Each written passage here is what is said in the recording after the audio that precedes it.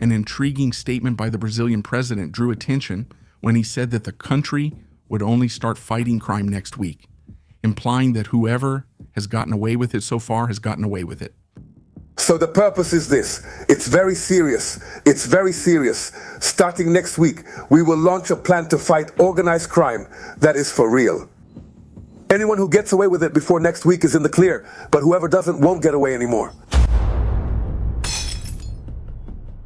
This kind of statement coming from a head of state can have a direct effect on crime, since criminals may feel motivated to commit illegal acts, given the perception of a window of impunity.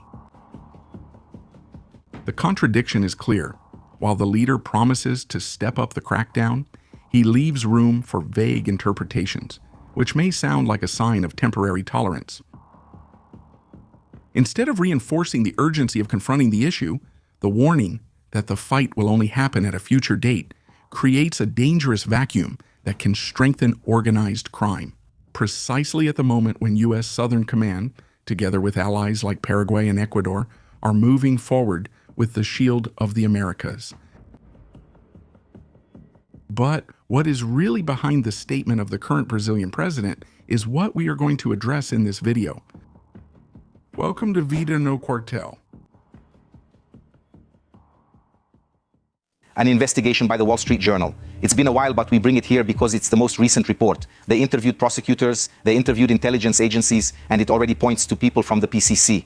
In these little yellow dots here on the map, Tennessee, Florida, New York, Massachusetts, Connecticut, New Jersey. Massachusetts already has recent reports involving people who are identified there as being connected to the PCC.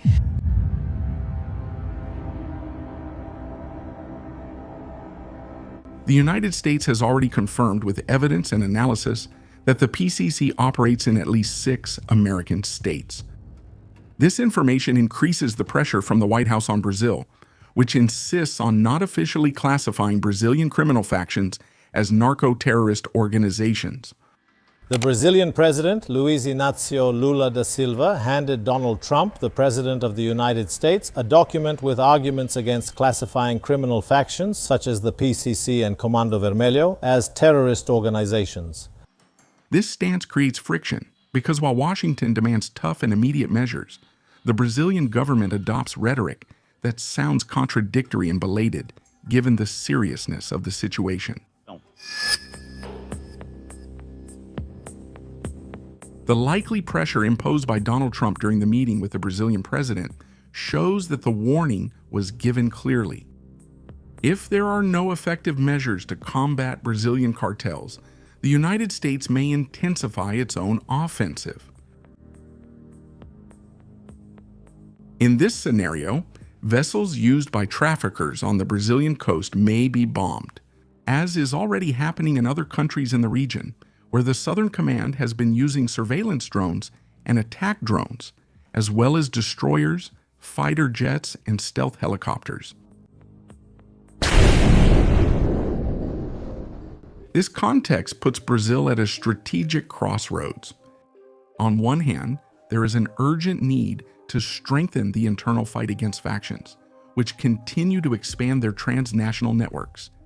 On the other hand, there is a growing possibility of direct actions by the Southern Command, coordinating attacks against structures linked to the PCC and Comando Vermelho.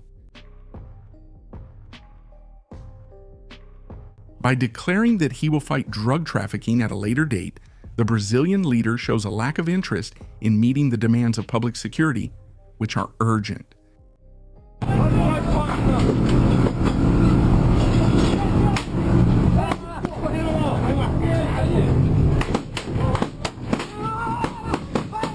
Damn!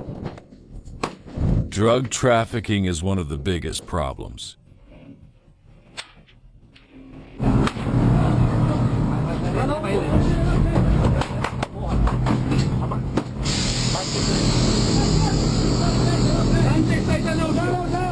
Drug trafficking is the future of the world. Starting next week, we will launch a plan to fight organized crime. And this time, it's for real. Whoever gets away until next week, that's fine. But whoever doesn't won't get away anymore. Hit the car there! Hit the car!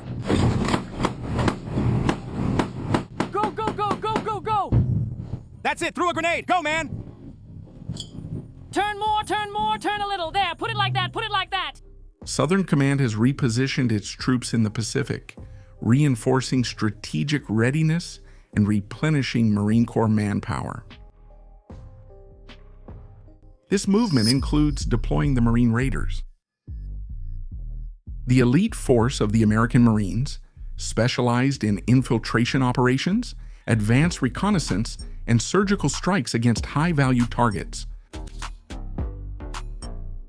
The presence of these highly trained fighters shows that the United States is prepared to expand its operations within the shield of the Americas, directly connecting its military capabilities to confronting the Brazilian factions.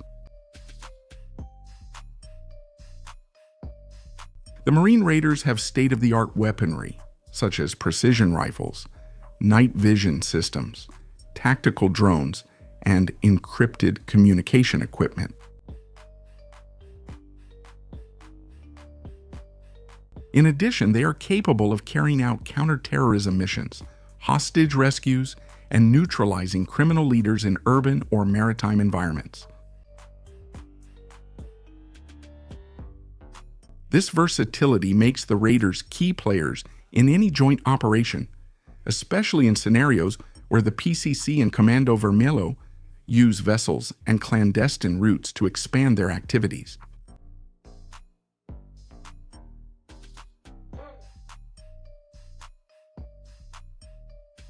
In practice, the statement by the Brazilian president already shows that a systemic crackdown will not be immediate, creating a worrying contrast with the American stance.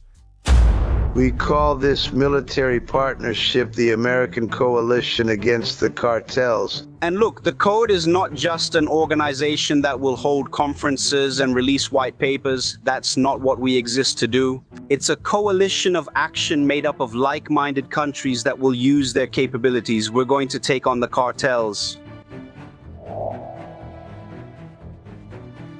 While the Brazilian leader signals future action, the Southern Command shows that it is acting now, carrying out almost daily attacks against the cartels, as well as keeping troops mobilized and special forces ready to intervene.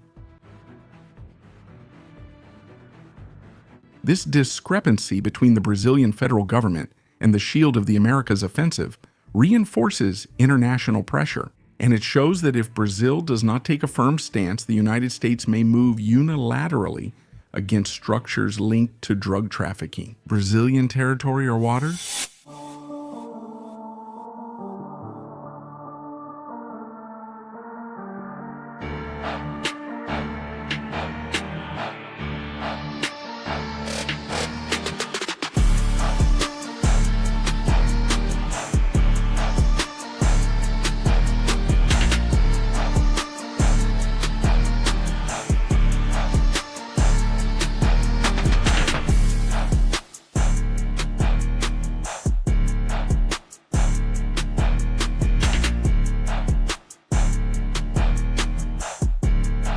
The statement by the Brazilian leader gives civil, military, and federal police the feeling that they are just spinning their wheels. These forces engage in exhaustive investigations, face daily urban combat, suffer casualties from officers being shot, and carry out arrests that often result in releases without any plausible explanation. When the head of state suggests that the confrontation will only begin at a future date, the psychological impact on law enforcement officers is devastating, as it reinforces the idea that all their current efforts lack effective political support. That's why the stance of the Brazilian president carries much more weight than one might imagine.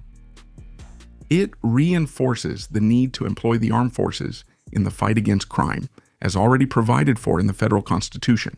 In addition to expanding international support to strengthen Brazilian police forces with technology, data, intelligence, and integrated military force. The big question that remains is whether the leader will change his position regarding defining the factions as narco-terrorists, or if he will continue to support a media campaign that denies the terrorist nature of organizations that terrorize the population on a daily basis.